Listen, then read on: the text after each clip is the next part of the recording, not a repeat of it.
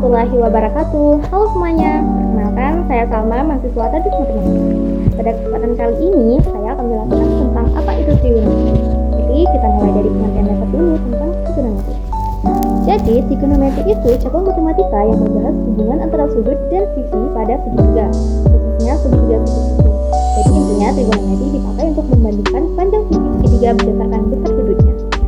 Di trigonometri ada beberapa perbandingan yang sering dipakai, yaitu sinus, kosinus, tangen.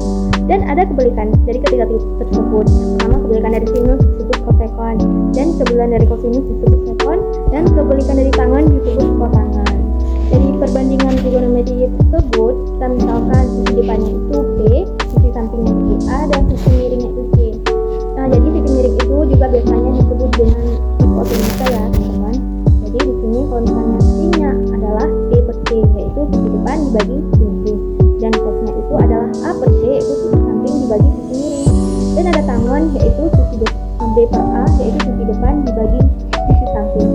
Sedangkan kebalikannya, kosekon itu adalah kebalikan dari sinus. Itu kalau tadi B per C, maka kosekon ini C per B. Terus ada kebalikan dari kosinus, yaitu sekon, itu C per A, dan kebalikan dari tangen, yaitu kotangen, yaitu A per B. Biar gampang diingat, itu depan per miring atau demi, dan cos itu adalah samping per miring atau kami. Terus ada tan itu adalah depan per samping atau theta. Selanjutnya, sebagai contoh, diketahui sisi miringnya itu 6 dan sisi depannya itu 8. Maka untuk mencari sisi miringnya atau hipotenusanya, kita dapat menggunakan rumus teorema Pythagoras, yaitu Y sama dengan akar A kuadrat ditambah B kuadrat. Kan nilai A-nya dan B-nya yaitu akar 6 kuadrat ditambah 8 kuadrat menjadi akar 36 ditambah 64, dan hasilnya akar 100 sehingga menghasilkan 10. Nilai dari akar 100 yaitu 10. Jadi dapat diketahui bahwa sisi miringnya itu 10. Sehingga kalau misalnya ditanya, kita ketahui bahwa sisinya 8 per 10, yaitu sisi depannya 8 dan sisi sampingnya 10. Kosinusnya 6 per 10 dan tangannya 8 per 6. Jadi langkahnya selalu sama, cari sisi miring dulu baru tentukan nilai sin, cos, dan tan. Kesimpulannya, trigonometri membantu kita memahami hubungan antara sudut dan sisi segitiga, dan ini jadi dasar untuk materi trigonometri selanjutnya.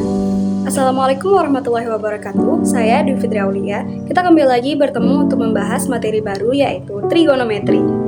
Nah, pada kesempatan kali ini saya akan membahas sifat-sifat dasar sinus dan kosinus. Yang pertama, mari kita mulai pembahasan dari lingkaran satuan. Apa sih lingkaran satuan itu? Lingkaran satuan adalah lingkaran yang memiliki jari-jari satu dan berpusat di titik 0. Setiap sudut T pada lingkaran satuan menentukan sebuah titik P dari X dan Y. Nilai kosinus dari sebuah sudut adalah koordinat X, sedangkan nilai sinus adalah koordinat Y.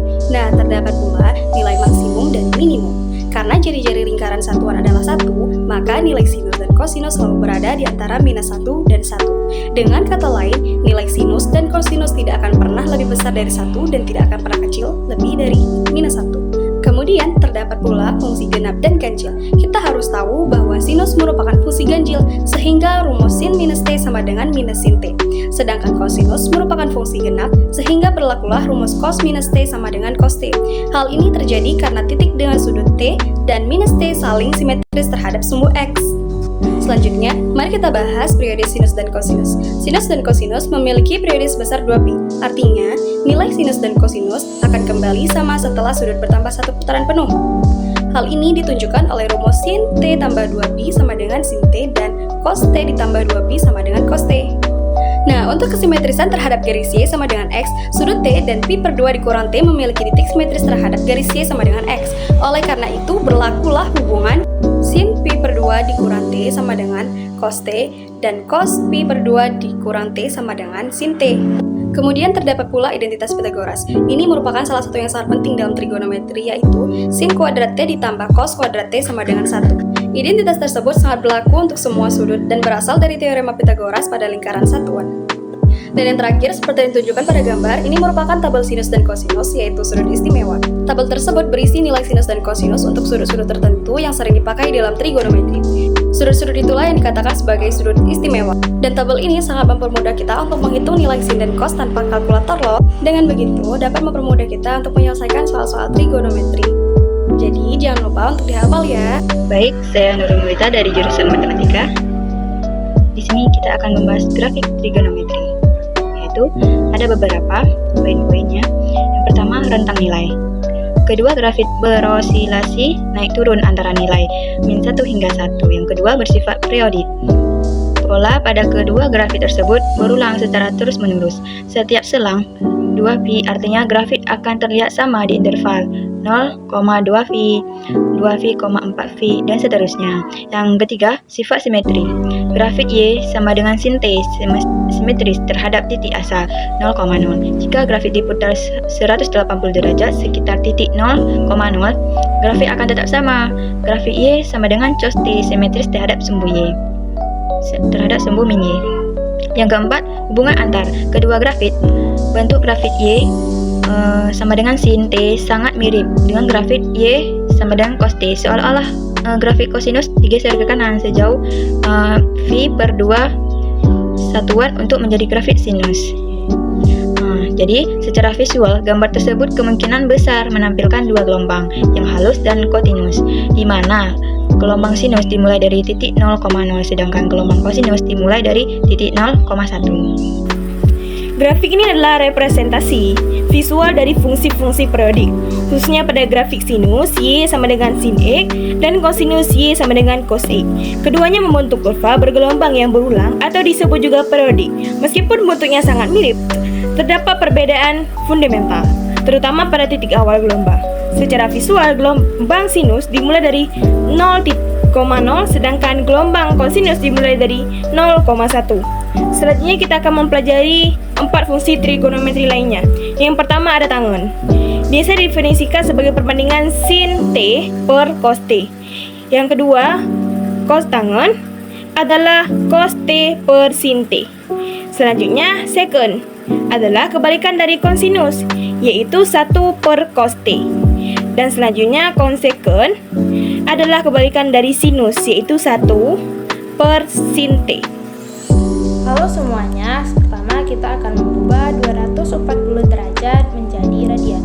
Kunci utamanya adalah kalau mau bentuk radian, kita harus memunculkan simbol pi. Maka rumusnya adalah dikali pi per 180. Masukkan angkanya, 240 dikali pi per 180. Di sini kita sederhanakan pecahannya. 240 dan 180 sama-sama kita bagi 60. Hasilnya kita dapat 4 di atas dan 3 di bawah. Jadi bentuk radian dari 240 derajat adalah 4/3 pi radian. Untuk membuktikan jawaban ini benar, kita bisa menghitung balik vertifikasi. 4/3 pi dikali 180 per pi. Hasilnya kembali lagi menjadi 240 derajat. Bagian 2-nya ada radian ke derajat.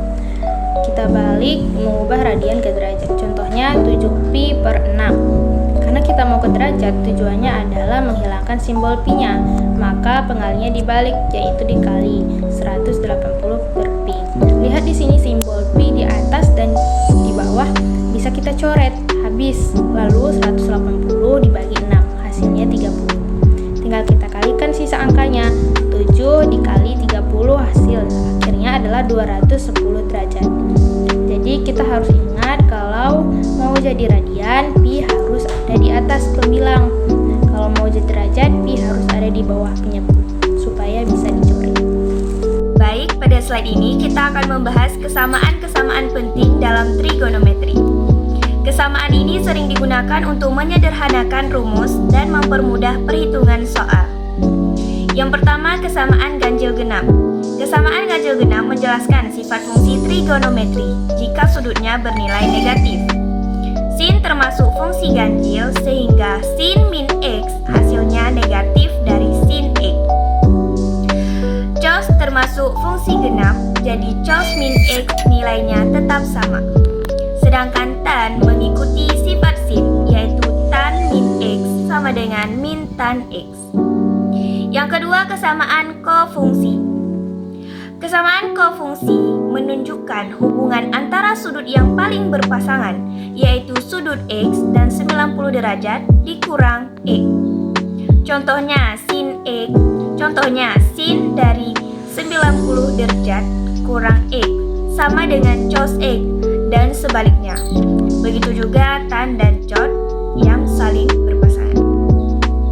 Yang ketiga, kesamaan hasil kali. Kesamaan hasil kali digunakan untuk mengubah perkalian fungsi trigonometri menjadi bentuk penjumlahan atau pengurangan. Rumus ini biasanya dipakai untuk mempermudah penyelesaian soal yang melibatkan perkalian sin dan cos. Dan yang keempat, kesamaan Pythagoras. Kesamaan Pythagoras adalah rumus dasar dalam trigonometri. Rumus paling utamanya adalah sin kuadrat X tambah cos kuadrat E sama dengan 1. Dari rumus ini kita bisa menurunkan rumus lain yang melibatkan tan, secant, cot, dan cs. Dan yang kelima, kesamaan sudut ganda. Kesamaan sudut ganda digunakan untuk sudut yang nilainya 2 kali lipat, seperti 2x. Misalnya sin 2x bisa diubah menjadi 2 sin x cos x. Rumus ini sering dipakai untuk menyederhanakan bentuk trigonometri. Yang keenam, kesamaan jumlah dan selisih. Kesamaan jumlah dan selisih digunakan saat kita menjumlahkan atau mengurangkan dua sudut. Contohnya sin x tambah sin y atau cos x kurang cos y dapat diubah menjadi bentuk perkalian sin dan cos.